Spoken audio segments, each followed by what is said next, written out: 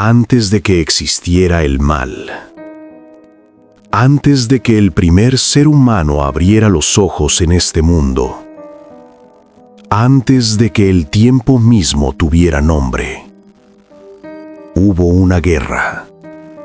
No en la tierra, no en ningún lugar que pueda señalar en un mapa, en el cielo. Y lo que desencadenó esa guerra no fue un ejército, no fue una invasión, no fue una conspiración planeada en secreto durante años. Fue un pensamiento, un solo pensamiento en la mente del ser más perfecto que Dios jamás creó. Esta es la historia que la Biblia cuenta en fragmentos dispersos, en pasajes que la mayoría de las iglesias prefieren no profundizar demasiado, en versos que los pastores mencionan de pasada, sin detenerse en lo que realmente significan. Porque lo que le pasó a Lucifer no fue un accidente, no fue una falla del diseño, fue una elección. Y entender esa elección, entender cómo el ser más brillante, más sabio, más poderoso del universo se convirtió en la fuente de todo el mal que existe, es entender algo fundamental sobre la naturaleza del orgullo, del libre albedrío y de por qué el mundo en que vivimos es exactamente como es. Quédate, porque esta historia es más perturbadora de lo que imaginas.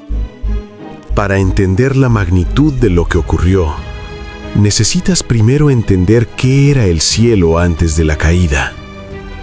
No pienses en nubes blancas, no pienses en arpas y luz suave.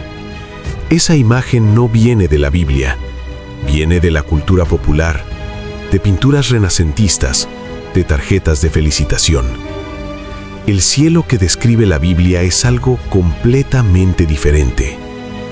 Es un reino de orden absoluto, un sistema de jerarquías tan preciso, tan perfecto, tan estructurado, que ninguna mente humana puede imaginarlo completamente. En lo más alto de esa jerarquía, los serafines.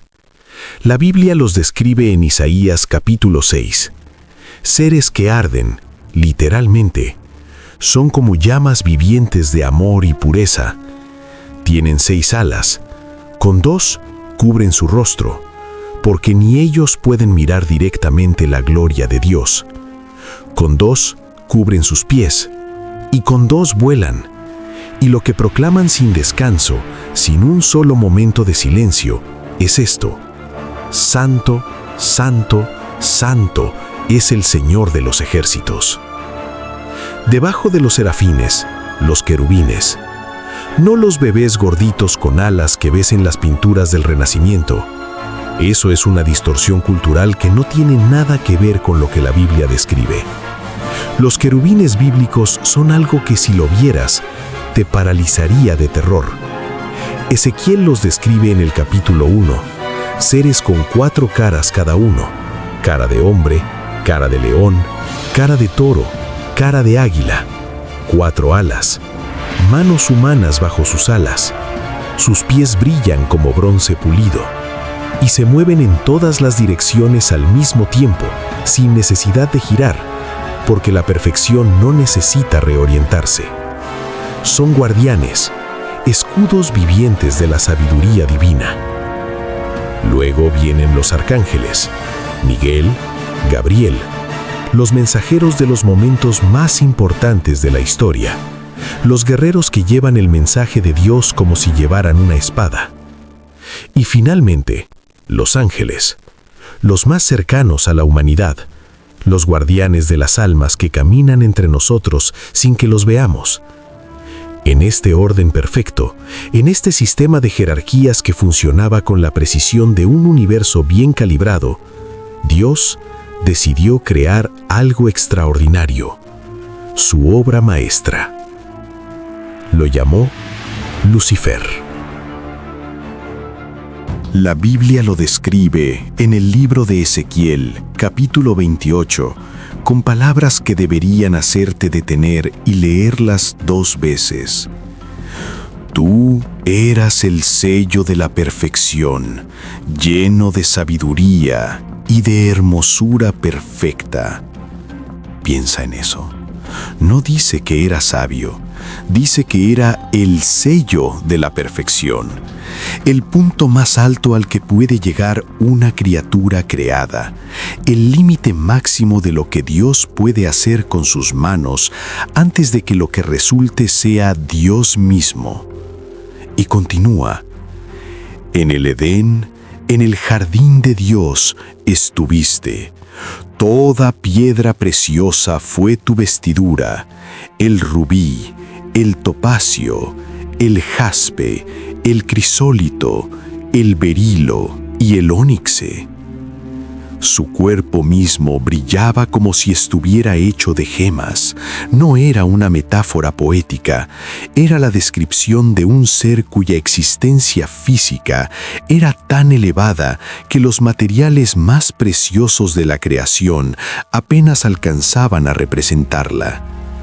Y luego viene la frase que lo cambia todo, la frase que más debería hacernos pensar: perfecto eras en todos tus caminos desde el día que fuiste creado. Desde el día que fue creado, no desde siempre. Dios lo hizo perfecto, le dio más que a cualquier otro ángel, más sabiduría, más poder, más luz, más honor y dignidad que ningún otro ser en toda la creación. Y lo puso al frente de los coros celestiales. Lucifer era la voz que organizaba y dirigía las alabanzas hacia Dios. Era el faro, el primero entre todos. Los serafines lo admiraban, los querubines lo respetaban. Incluso Miguel, el gran guerrero, escuchaba sus palabras con atención. En el cielo entero no había un ser más admirado, más reverenciado, más cerca del trono de Dios. Y Dios no había creado el mal, había creado algo perfecto. Pero la perfección tiene un precio que nadie vio venir. No ocurrió de la noche a la mañana. Nunca ocurre de la noche a la mañana. Ninguna caída grande comienza con una explosión. Comienza con algo pequeño, algo que en el momento parece casi inocente. Comenzó con un pensamiento. Uno solo, pequeño, casi invisible. Una pregunta que Lucifer se hizo a sí mismo en el silencio de su interior. ¿Y si mi luz pudiera brillar más alto? Era solo una pregunta, no un plan, no una rebelión.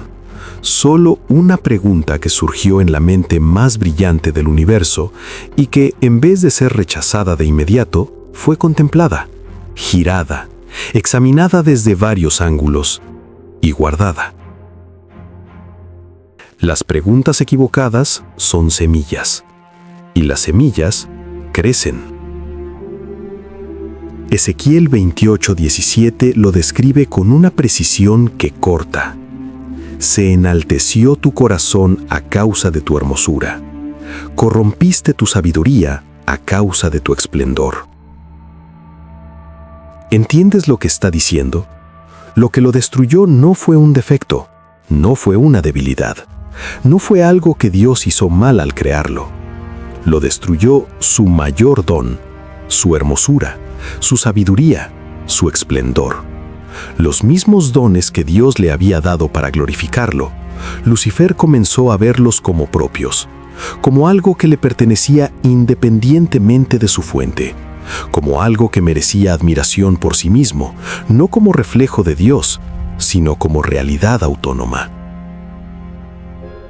Y en el momento en que pensó eso, la luz comenzó a corromperse. Isaías 14:13 nos da acceso al interior de su mente en ese momento, a los pensamientos que nunca debió pensar. Dice: subiré al cielo. En lo alto, junto a las estrellas de Dios, levantaré mi trono.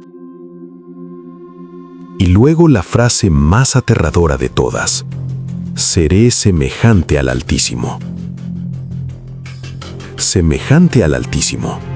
No quería servir a Dios, no quería estar cerca de Dios, no quería ser bendecido por Dios, quería ser Dios. Y eso, en el ser más inteligente y más poderoso del universo, no era una fantasía inofensiva, era el inicio de algo que iba a cambiar todo. Dios lo vio venir. Por supuesto que lo vio venir. Dios lo ve todo. Y lo que hizo a continuación no fue el castigo inmediato que quizás esperarías, no fue la confrontación directa, no fue la expulsión instantánea. Lo que hizo fue advertirle, con amor, con la paciencia de alguien que no necesita apurarse porque el tiempo no lo presiona, con la ternura de un padre que ve a su hijo caminando lentamente hacia el borde de un precipicio y extiende la mano antes de que caiga. Y Lucifer escuchó esa voz, la reconoció. Era la voz de quien lo había creado, de quien le había dado todo lo que era, y respondió con una pregunta que sonaba razonable, inteligente, incluso filosófica. ¿Acaso no me creaste para entender y explorar? No hay nada que desee más que comprender la profundidad de tu obra. ¿Crees que eso es un error? Una respuesta que parecía perfectamente lógica, que podría haberla dicho cualquier buscador de conocimiento sincero, pero que en la boca de Lucifer, en ese momento, era algo diferente. Era la trampa más peligrosa que existe. Usar la lógica para justificar lo que el corazón ya ha decidido. Y Dios lo intentó de nuevo. Tu deseo de entender es noble, pero tus pensamientos empiezan a girar en torno a ti mismo. Te has dejado seducir por la luz que puse en ti y te olvidas de que esa luz es un reflejo de mi amor, no una fuente propia. Lucifer bajó la mirada por un momento y en su interior un fuego de incomprensión y orgullo comenzó a arder con más fuerza que antes, porque esas palabras, en vez de consolarlo, lo incomodaban, y esa incomodidad era una señal que él eligió ignorar. Dios lo llamó una segunda vez, una tercera, le dio tiempo, le dio espacio. La eternidad de Dios en ese momento no se mide en días ni en años. La eternidad no funciona como el tiempo humano, pero Lucifer, cada vez que escuchaba la advertencia, sentía algo que no había sentido antes. No gratitud, resentimiento. ¿Por qué le advertía Dios tanto? ¿Acaso no confiaba en él? ¿Acaso dudaba de la criatura más perfecta que había creado? Y ese resentimiento se convirtió en una pregunta que envenenaba todo lo demás. ¿Y si Dios no era lo que decía ser? ¿Y si simplemente no quería compartir su gloria? ¿Y si el problema no era Lucifer, sino Dios mismo? Así funciona el orgullo. No llega como un monstruo, llega como una pregunta razonable, y si no se detiene a tiempo, convierte cada advertencia en evidencia de la traición del que advierte. Entonces llegó el día que lo cambió todo. Dios convocó a todos sus ángeles, una asamblea que iluminó el firmamento entero. Cada ser celestial presente, serafines, querubines, arcángeles, ángeles, todos. Una reunión que nunca antes había ocurrido a esa escala. El silencio fue solemne y absoluto, y Dios habló. Voy a crear un universo material, un lugar donde la vida florezca, un lugar que refleje mi amor de una manera nueva. Y en ese universo, en un pequeño planeta llamado Tierra, crearé seres a mi imagen y semejanza. Serán llamados humanos, serán de carne y espíritu, frágiles y poderosos al mismo tiempo, capaces de elegir. Los ángeles observaban fascinados, galaxias desplegándose en visión, estrellas formándose, planetas girando, todo ante sus ojos como el plano de algo que nunca habían imaginado. La creación del universo como espectáculo en tiempo real. Y entonces Dios continuó, y sus palabras se volvieron aún más misteriosas. Y más aún, yo mismo me haré carne. La segunda persona de la Trinidad, mi Hijo, tomará forma humana, nacerá de mujer, vivirá entre los hombres. Su nombre será Jesucristo. Y en esa humanidad, bajo esa forma mortal y frágil y vulnerable, seré adorado por vosotros. El cielo estalló. Un asombro que no tiene equivalente humano.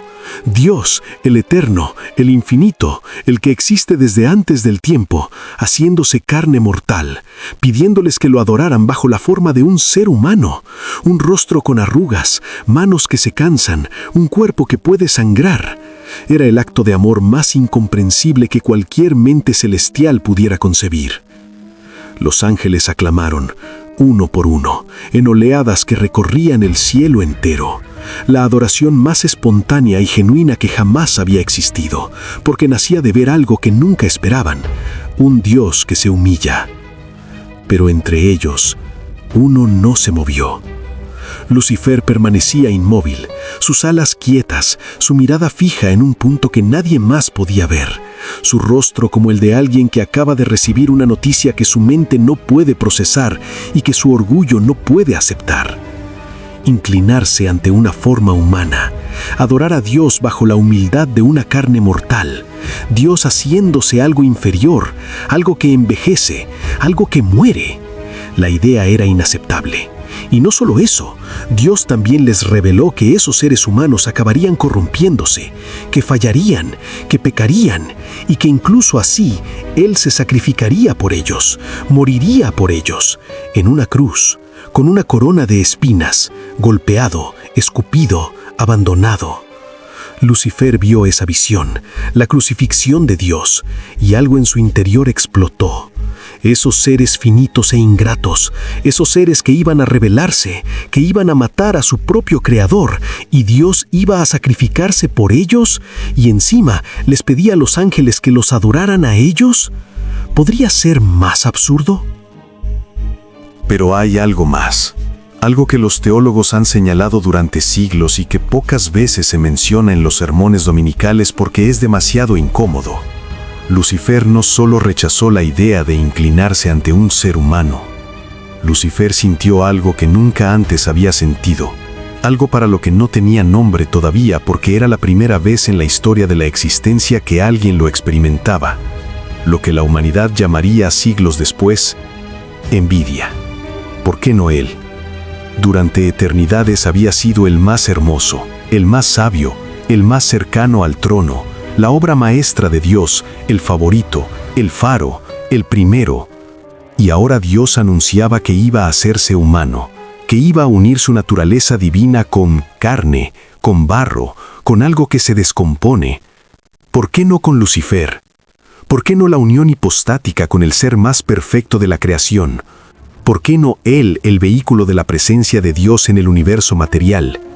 Esa pregunta lo quemó por dentro como ácido, y desde adentro hacia afuera transformó el amor que todavía le quedaba en odio, transformó la admiración en resentimiento, transformó la sabiduría en el arma más peligrosa del universo.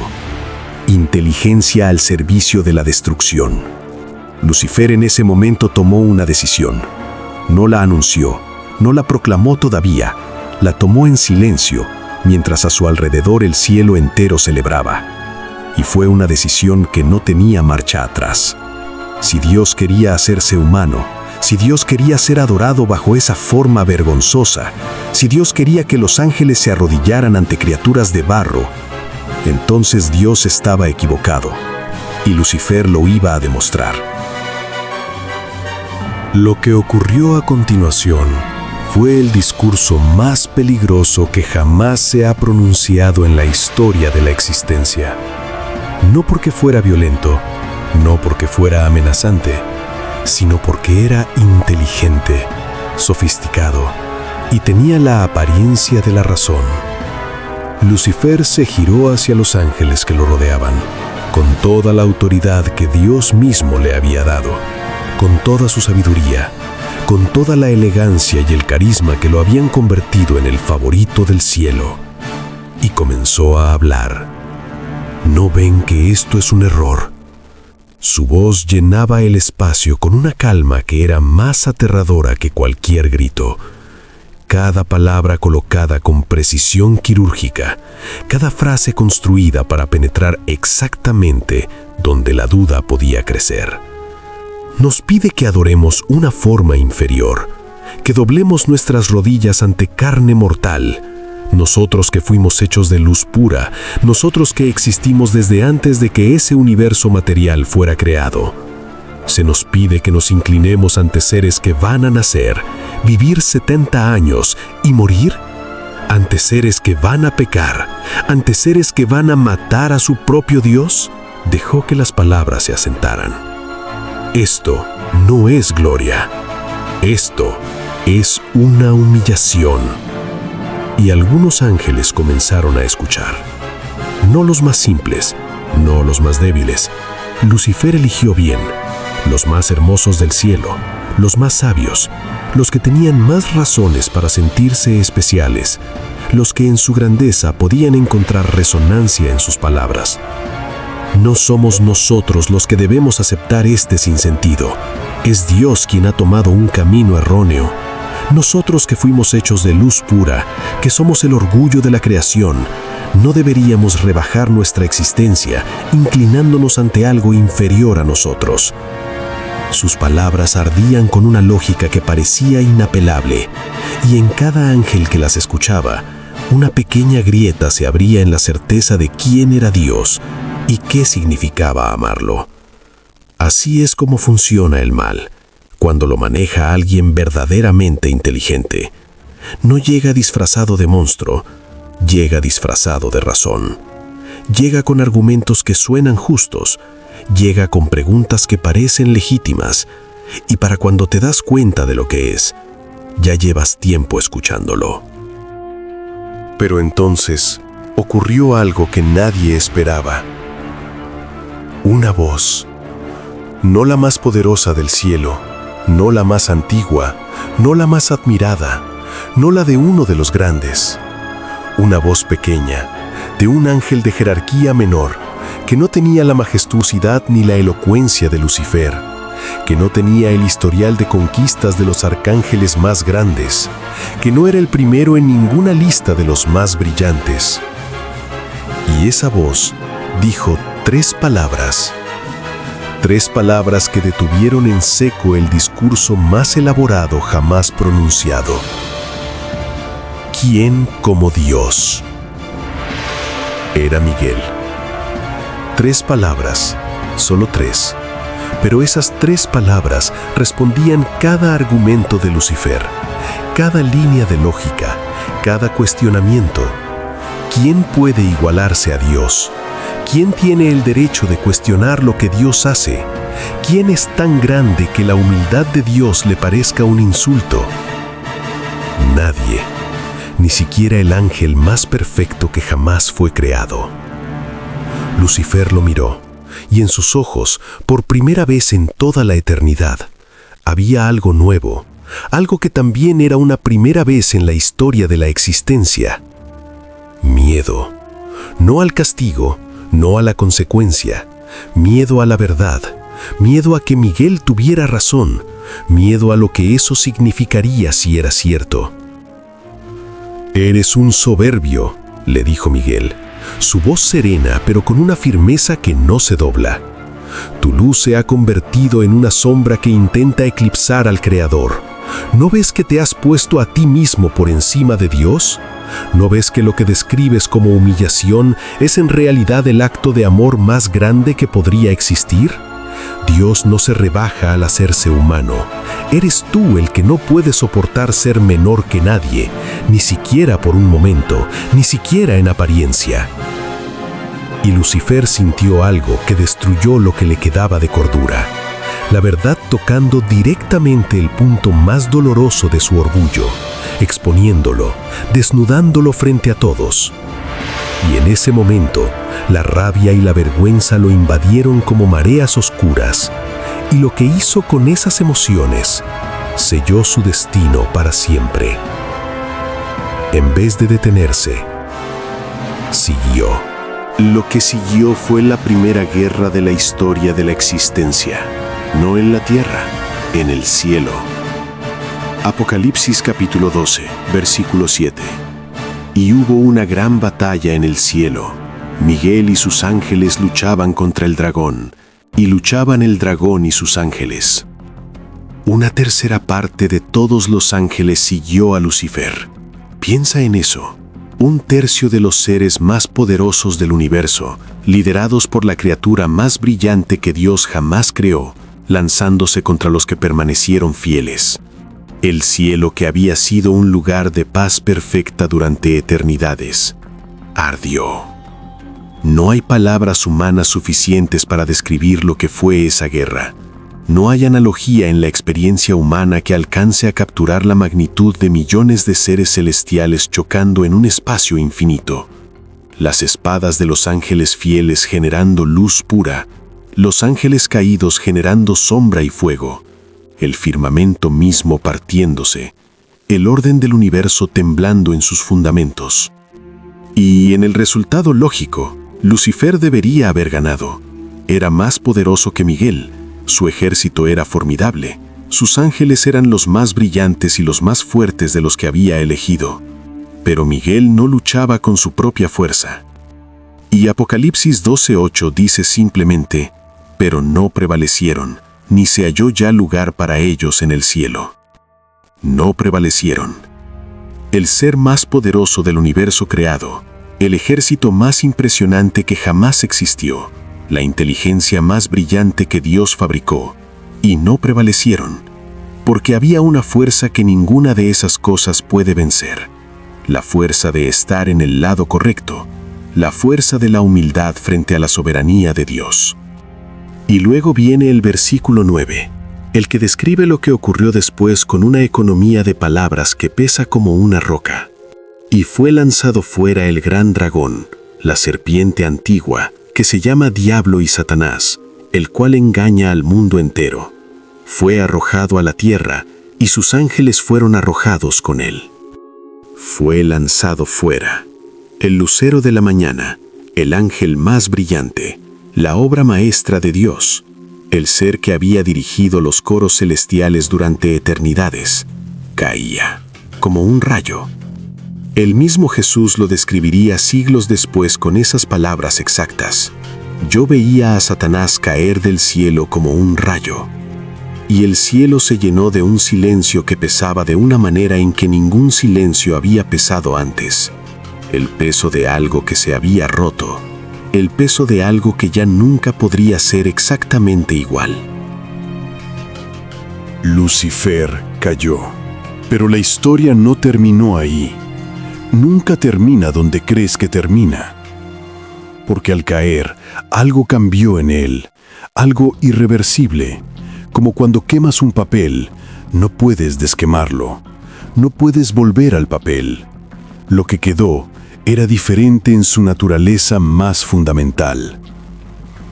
El ser que había sido creado para reflejar la luz de Dios, ahora existía en una oscuridad que él mismo había elegido. Y esa oscuridad no lo apagó, lo transformó.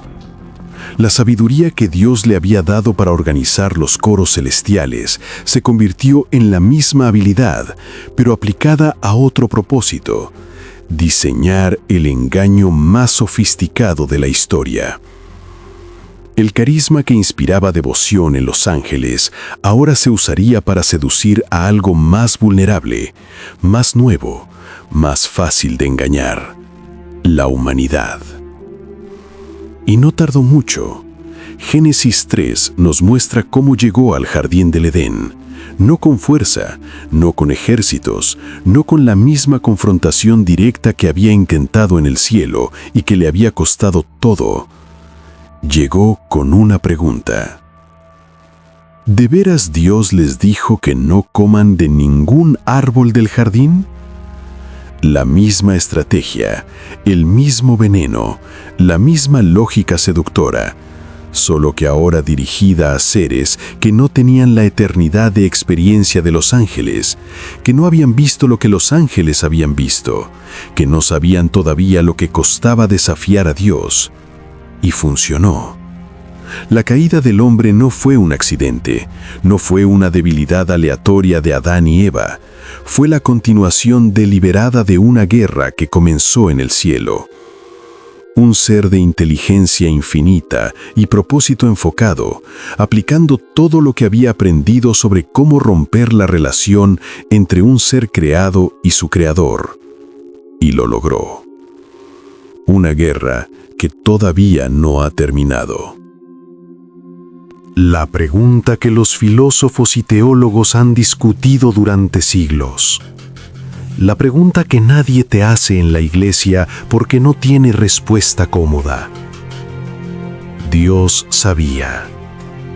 Desde antes de crear a Lucifer, desde antes de darle ese nivel de poder y sabiduría, desde antes de ponerlo como faro del cielo, Dios sabía exactamente lo que iba a ocurrir.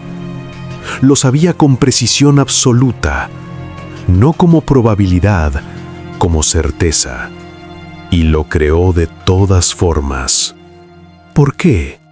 Esa pregunta ha perturbado a mentes brillantes durante milenios, y la Biblia da una respuesta que no es cómoda, que no es fácil, pero que es la única que tiene sentido cuando la miras desde todos los ángulos. El libre albedrío no es un error del diseño, es el corazón del diseño. Un amor que no puede elegir rechazarte no es amor, es mecánica. Es una flor de plástico que nunca se marchita, pero que tampoco huele a nada. Dios no quería criaturas que lo obedecieran porque no tenían otra opción. Quería seres capaces de elegir. Y para que la elección de amar sea real, la elección de rechazar también tiene que ser posible. Lucifer eligió rechazar. Con toda la información disponible, con toda la sabiduría que Dios le había dado, con todas las advertencias, con todo el amor que se le había mostrado, con plena conciencia de las consecuencias, Lucifer miró todo eso, lo pesó y dijo, no. Y Dios lo respetó. No porque le gustara, no porque lo aprobara, sino porque el respeto por la elección del otro es parte fundamental de lo que significa amar, incluso cuando esa elección destruye al que elige, incluso cuando duele, incluso cuando el que cayó era la criatura más amada. La historia de Lucifer es la historia del primer ser en la existencia que tuvo todo y lo perdió por querer más. La historia de que el orgullo no destruye lo que somos capaces de hacer, destruye lo que somos. Pero la historia de Lucifer no termina en la caída, no termina en el jardín del Edén, no termina en ninguno de los miles de años que han pasado desde entonces. El Apocalipsis capítulo 20 nos dice cuál será el destino final. Y el diablo que los engañaba fue lanzado en el lago de fuego y azufre, donde estaban la bestia y el falso profeta, y serán atormentados día y noche por los siglos de los siglos. La historia de Lucifer tiene un final escrito, no abierto, no ambiguo, un final que ya existe, que ya fue declarado, que solo está esperando el momento de cumplirse. Y lo que todavía no ha ocurrido es la parte del medio. La parte del medio es donde vivimos tú y yo ahora mismo, entre la caída y el juicio final, entre el primer engaño en el jardín y el lago de fuego del Apocalipsis.